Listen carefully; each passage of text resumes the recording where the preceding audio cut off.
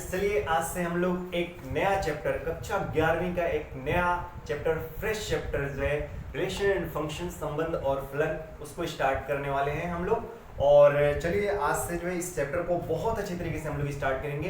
एक एक टॉपिक से संबंधित इतने अच्छे अच्छे क्वेश्चंस करेंगे कि कोई भी टॉपिक से थोड़ा सा भी कंफ्यूजन जो है आपको रह नहीं जाएगा, ठीक है ना। तो घबराने की कोई ज़रूरत नहीं है, बिल्कुल बहुत अच्छे तरीके से जो है आपको समझाया जाएगा। किसी भी तरह का कोई आपको डिफिकल्टीज नहीं लगेंगी, ठीक है ना।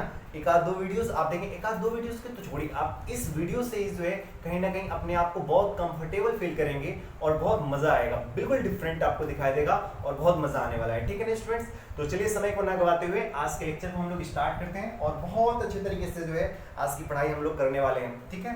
तो चलिए स्टार्ट करते हैं। ओके, देखो स्टूडेंट्स, हमारा जो चैप्टर है संबंध और फलन, ठीक है ना। संबंध और फलन वाला ये जो चैप्टर है, यहाँ मतलब इस संबंध और फलन को समझने से पहले कुछ टॉपिक्स हैं, कुछ छोटे छोटे टॉपिक्स हैं, उनको समझना बहुत ज़रूरी है। तो पहले हम लोग क्या करेंगे कि उन छोटे छोटे टॉपिक्स को हम लोग समझेंगे और फिर उसके बाद में हम लोग रिलेशन एंड फंक्शंस पे आएंगे। बट उससे पहले जो बेसिक टॉपिक्स है ना, एकदम स्टूडेंट्स मैं जीरो से स्टार्ट करूंगा। मतलब ये कि मैं ये मान के चला कि you don't know anything about relation and functions, तो मैं ये मान के चल रहा हूँ। और वैसे भी क्लास 11 से रिलेशन एंड फंक्शन स्टार्ट होता है, ठीक है ना।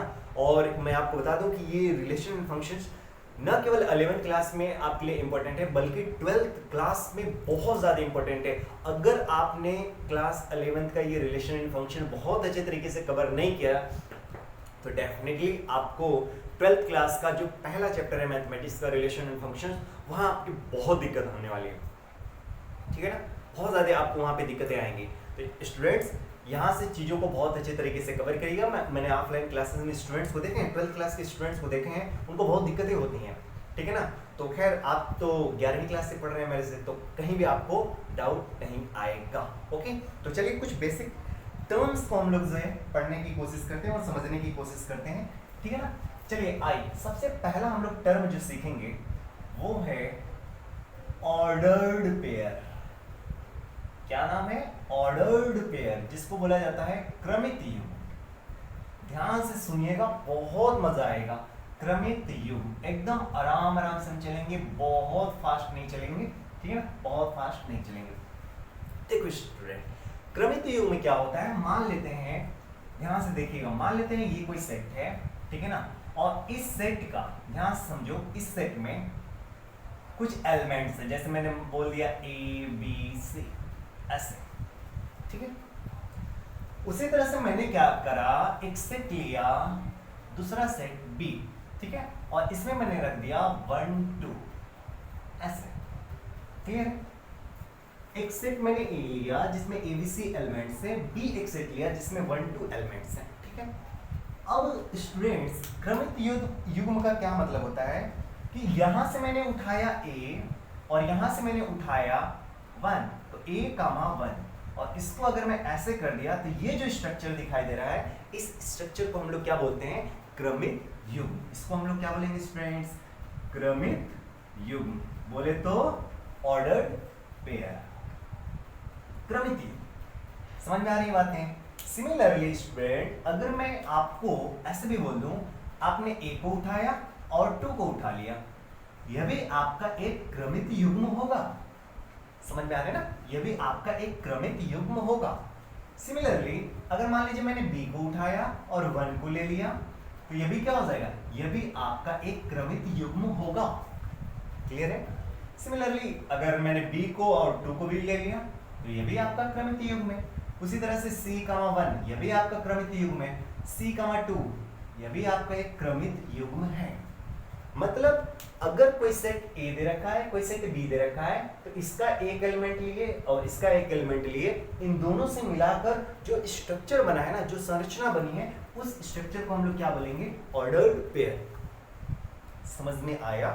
जल्दी बताइए, समझ में आया कि नहीं आया? मजा आया? क्रमित युग्म समझ में आया? कहीं किसी तरह का कोई डाउट तो नहीं है?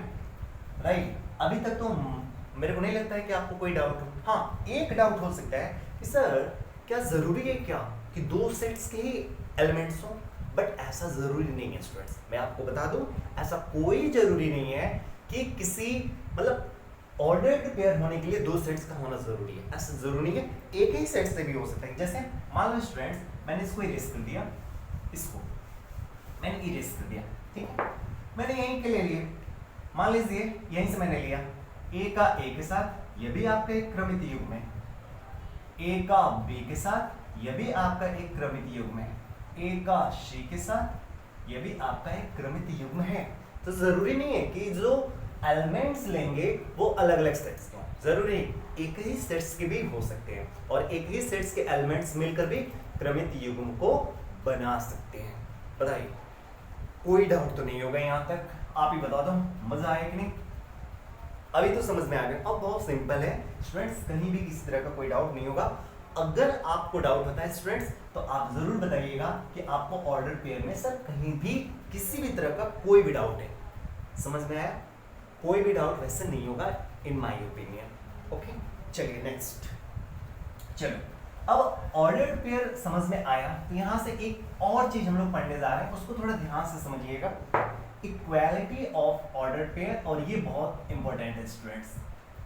इक्वालिटी ऑफ ऑर्डर्ड पेयर मतलब इसको बोला जाए क्रमित युग्मों का, ऑर्डर्ड पेयर्स क्रमित युग्मों का या क्रमित युग्मों की समानता, क्रमित युग्मों की समानता। इसका क्या मतलब है स्टूडेंट्स? इसका मतलब ये है मेरे डियर स्टूडेंट्स कि दो ऑर्डर्ड पेयर्स कब इक्वल होंगे।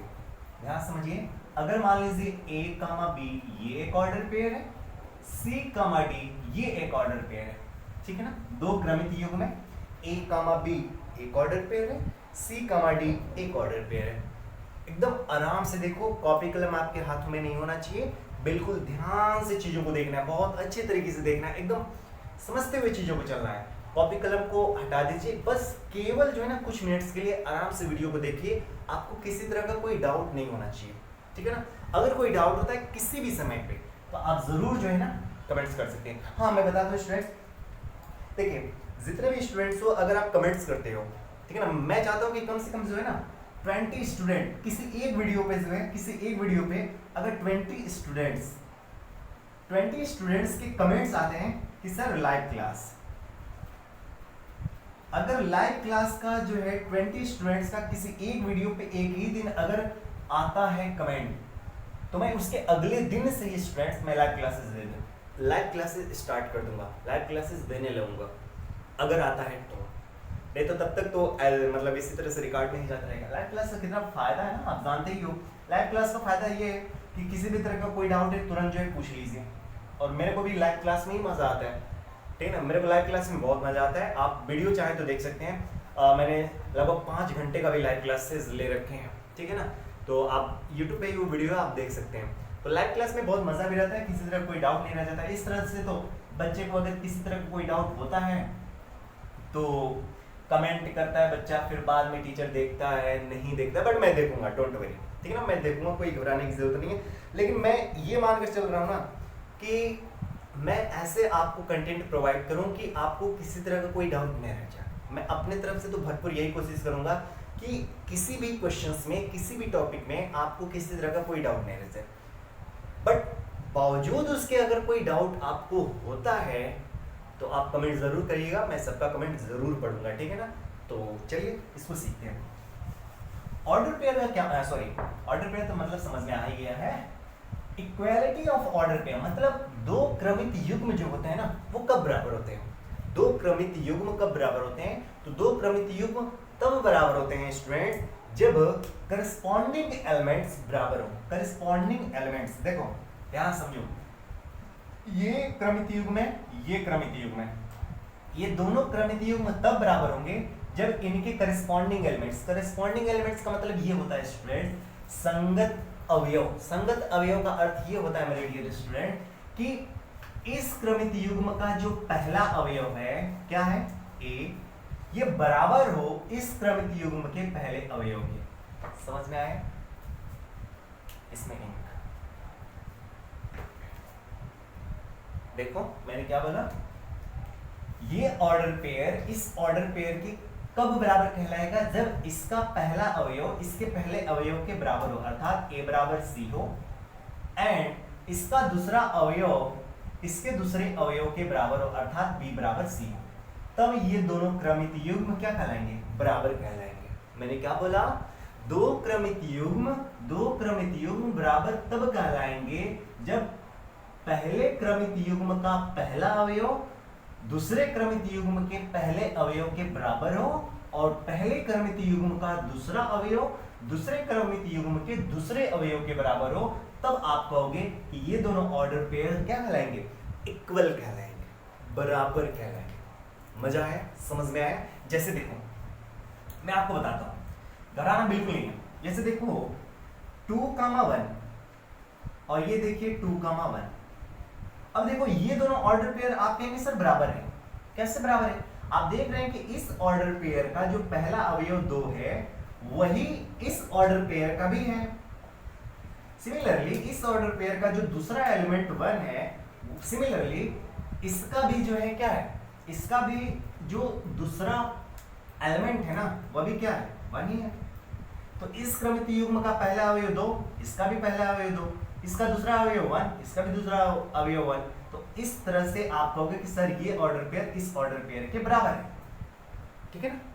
बट अगर मैं ऐसा कर दूं, ध्यान से देखो, अगर मैं ऐसा कर दूं 2,1 और ये 1,2, तो क्या ये बराबर होंगे? यहां पे मैं क्वेश्चन मार्क, आप ही बताओ क्या ये बराबर होंगे? तो ये बराबर नहीं होंगे। क्यों? क्योंकि इसका जो पहला अवयव है वो इसके दूसरे, मतलब ये जो दूसरा क्रमित युग्म है इसके पहले अवयव के बराबर नहीं है। इसका पहला इसके पहले के बराबर होता है, इसका दूसरा इसके दूसरे से बराबर होना चाहिए। तो आप देखो इसका पहला इसके पहले से बराबर नहीं है और इसका दूसरा जो है इसके दूसरे से बराबर नहीं है, अर्थात ये क्रमित युग्म बराबर नहीं है, ये क्रमित युग्म बराबर नहीं है। तो उम्मीद है कि आपको समझ में आ गया होगा ऑर्डर पेयर की इक्वालिटी, ऑर्डर पेयर की इक्वालिटी, क्रमित युग्मों की समानता। कहीं कोई डाउट तो नहीं होगा ना? पक्का बता दो, अगर कोई डाउट है तो बता दो, नहीं तो आप इसका स्क्रीनशॉट ले सकते हैं, ठीक है?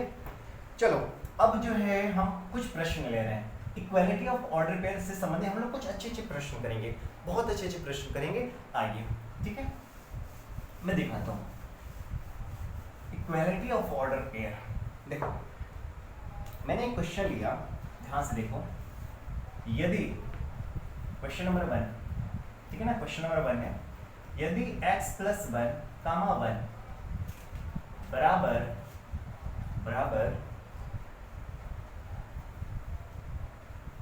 3, y - 2, x + 1, 1 बराबर 3, y - 2, तो x का मान बताइए और y का मान बताइए। बताओ x का मान और y का मान बताओ जल्दी। अब देखो यहाँ पे क्या करने वाली बात है, समझने वाली बात है, और कुछ करने वाली बात नहीं है। देखो यहाँ पे, अब देखो साफ साफ यहाँ मैं दिखा रहा हूँ x + 1, 1, ये एक ऑर्डर पेयर है और ये क्या है 3, y - 2, ये एक ऑर्डर पेयर है ना? देख लो, अब ध्यान से देखो, ये भी एक ऑर्डर पेयर है, ये भी एक ऑर्डर पेयर है। देखो साफ साफ लिखा है कि ये दोनों ऑर्डर पेयर पहले से ही बराबर हैं। देखो ना, साइन पहले ही बना रखा है, ये ऑर्डर पेयर ये ऑर्डर पेयर पहले से ही बराबर हैं। अगर ये बराबर हैं तो आप बताओ क्या इसका पहला अवयव इसके पहले अवयव के बराबर नहीं होगा? पक्का होगा। अर्थात आप कहेंगे कि सर x + 1 बराबर होगा 3 के और 1 बराबर होगा y - 2 के। Am I right? जल्दी बताइए। मैंने बोला था ऑर्डर पेयर में ना, इक्वालिटी ऑफ ऑर्डर पेयर में बोला था कि पहले ऑर्डर पेयर का पहला अवयव दूसरे ऑर्डर पेयर के पहले अवयव के बराबर होगा, फिर पहले ऑर्डर पेयर का दूसरा अवयव दूसरे ऑर्डर पेयर के दूसरे अवयव के बराबर होगा, है ना? तो वही काम तो यहाँ पे मैंने करा। यहाँ पे ऑलरेडी जो बराबर करके दे रखा है, यहाँ से बताइए x = क्या हो जाएगा 3 - 1, बोले तो x = 2। यहाँ से देखिए 1 = देखो, ये -2 इधर आ जाएगा तो क्या हो जाएगा +2 और ये हो जाएगा y। नाउ सी y = क्या हो जाएगा 3, तो तो इस प्रकार x का वैल्यू क्या आया 2, y का वैल्यू क्या आया 3। बताओ समझ में आया कि नहीं, जल्दी बताइए समझ में आया कि नहीं। मजा आया? एक और क्वेश्चन लें, ठीक है ना, इसी तरह का एक और क्वेश्चन लें, मजा आ जाएगा, ठीक है। चलिए इसको आप पहले स्क्रीनशॉट ले लीजिए, ठीक है ना। चलिए 26, 21, 15, 16, ओके। चलिए अब देखो सेकंड प्रश्न की ओर चलते हैं ना। सेकंड प्रश्न क्या है,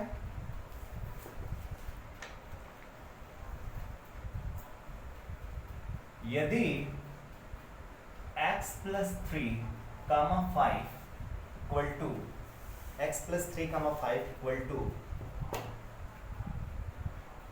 6 कामा 2x प्लस y, ठीक है, x प्लस 3 कामा 5 फिर 6 2x प्लस y, तो x का मान ओके। चलिए स्टूडेंट्स देखिए इसको थोड़ा सा कुछ इशू आ गए थे, ठीक है ना, कुछ इशू आ गए थे तो नोट के। अब देखिए यहाँ से, तो यहाँ पे क्या मैं बता रहा था कि एक क्वेश्चन है, यदि x plus 3 comma 5 equal to 6 comma 2x plus y, तो x इक्वल टू मतलब x का मान बताने हैं और y का मान बताने हैं, ठीक है।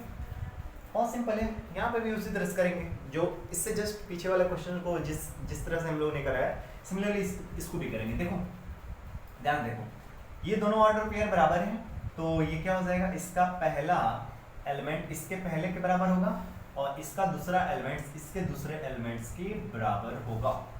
Am I right? समझ में आ रहा होगा। यहाँ से देखिए x इक्वल टू क्या हो जाएगा 6 माइनस 3, यहाँ से क्या हो जाएगा पहले यहाँ से निकाल लेते हैं x का वैल्यू, क्या हो जाएगा 6 में 3 गया 3। नाउ सी, अब x का वैल्यू यहाँ पे आप रख दिए 5 और ये हो जाएगा 2 इंटू 3 प्लस y। समझ में आ रही होगी बातें, इसको इधर ला दीजिए, ये देखिए 5 माइनस 6 इक्वल टू y। इस प्रकार y इक्वल टू क्या हो गया -1, तो x का वैल्यू हो गया 3, y का वैल्यू हो गया -1।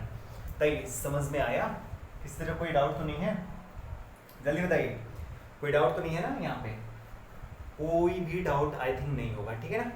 तो अब इसको इरेज करते हैं, ठीक है ना, नेक्स्ट क्वेश्चन की ओर बढ़ते हैं। एक और क्वेश्चन लेंगे, समझ में आ जाएगा।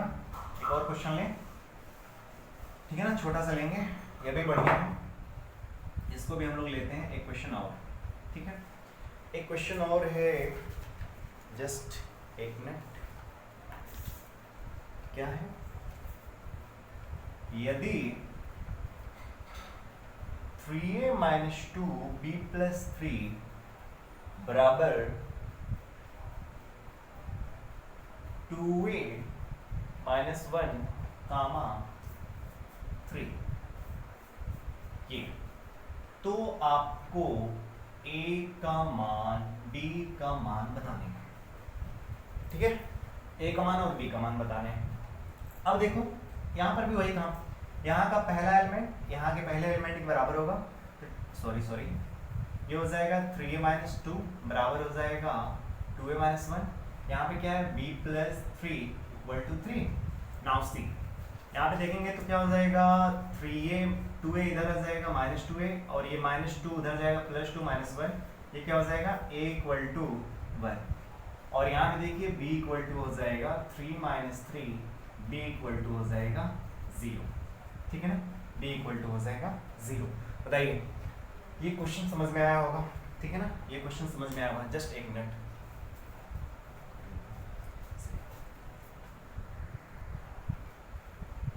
चलिए उम्मीद है कि आपको समझ में आ गया होगा। चलिए अब जो है ना थोड़ा सा लेवल और अच्छा करते हैं, ठीक है ना, और अच्छा लेवल लेते हैं और वहाँ मतलब इसी से संबंधित है इक्वालिटी ऑफ ऑर्डर पेयर्स। मैंने अभी जस्ट बोला ना स्टूडेंट्स कि हम लोग कोई भी टॉपिक नहीं होगा जिस टॉपिक से संबंधित ठीक ठाक क्वेश्चन नहीं करेंगे। अभी मान लीजिए ये क्वेश्चन करा, ये तो लगभग एक ही तरह के क्वेश्चन है। अब आइए थोड़ा सा मैं लेवल बढ़ा देता हूँ, ठीक है ना, इक्वालिटी ऑफ ऑर्डर पेयर्स से संबंधित एक लेवल, थोड़ा सा बस एक लेवल बस बढ़ाते हैं और उसके बाद हम लोग बढ़ चलेंगे कार्टेशियन प्रोडक्ट ऑफ सेट्स की ओर, ठीक है ना। तो चलिए हम लोग अगले प्रश्न की ओर चलते हैं, ठीक है ना। तो चलिए देखो इस प्रश्न को, अब देखो ये भी ऑर्डर पेयर से ही मतलब संबंधित है, बहुत अच्छा क्वेश्चन है, बहुत अच्छा क्वेश्चन है। देखिए यदि क्रमित युग्म x minus one 5x comma minus one, मैंने बोल दिया x माइनस वन, उस तरह से नहीं स्टूडेंट्स पढ़ेंगे, x कामा माइनस वन पढ़ेंगे, फिर यहाँ 5 कामा y, ये जो है समुच्चय इससे संबंधित है, ठीक है ना। ये जो समुच्चय है मतलब इसके ऑर्डर पेयर हैं, समझ लो ये लोग जो है इस समुच्चय के मतलब ऑर्डर पेयर्स हैं, ठीक है। और अगर ये ऑर्डर पेयर्स हैं तो आपको बताना है x और y का वैल्यू, ठीक है ना। अब देखो ध्यान से समझो, यहाँ पे देखो इसके अकॉर्डिंग अगर मैं देखूं स्टूडेंट्स, देखो क्या रिलेशन दे रखा है, b equal to 2a minus 3, और यहाँ पे क्या क्या दे रखा है x कामा माइनस वन, ये एक ऑर्डर पेयर है। दूसरा ऑर्डर पेयर में यहाँ मैं लिख रहा हूँ 5 कामा y है। नाउ सी स्टूडेंट्स, इस वाले को हम लोग ध्यान से देखिए, देखो इस रिलेशन के माध्यम से जो ऑर्डर पेयर मिलेंगे वो कैसे मिलेंगे, a कामा b, ऐसे ही मिलेगा ना, पहले a लिखा जाता है फिर b, तो यहाँ पे देखो इसको a लेंगे और इसको b लेंगे। सिमिलरली यहाँ पे इसको a मानेंगे, इसको हम लोग b मानेंगे। नाउ अब देखो इसको जो है ना, यही वैल्यूज हम पहले यहाँ पे रख के चेक करेंगे। तो पहले इस ऑर्डर पेयर को इसमें रखते हैं, तो a के देखो b के जगह पे क्या है माइनस वन, तो माइनस वन इक्वल टू क्या हो जाएगा 2 इंटू a के जगह पे क्या है x है माइनस 3। नाउ सी इसको इधर ला दीजिए, तो ये हो जाएगा 3 माइनस वन है ना, और ये क्या हो जाएगा 2 इंटू एक्स, ये हो जाएगा 2/2 equal to x implies x equal to x equal to 1। Clear है। अब देखो ये काम हो गया। अब देखो इसको, इस ऑर्डर पेयर को मैंने इसमें रख के अपना x का वैल्यू निकाल लिया। अब इस ऑर्डर पेयर को इसमें रखेंगे। अब देखो यहाँ पे b का जगह पे क्या है y है, y, फिर 2 इंटू a के जगह पे क्या है 5 है माइनस 3, तो ये देखिए 2 5 10 माइनस 3, ये हो जाएगा 7, तो ये हो गया y का वैल्यू। क्लियर है।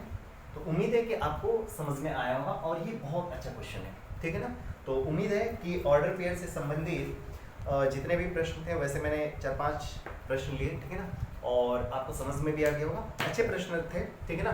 तो इक्वालिटी ऑफ ऑर्डर पेयर से संबंधित और ऑर्डर पेयर से संबंधित आपको किस तरह का कोई डाउट नहीं होगा स्टूडेंट्स, और अगर कोई डाउट होता है तो आप जरूर बताइएगा।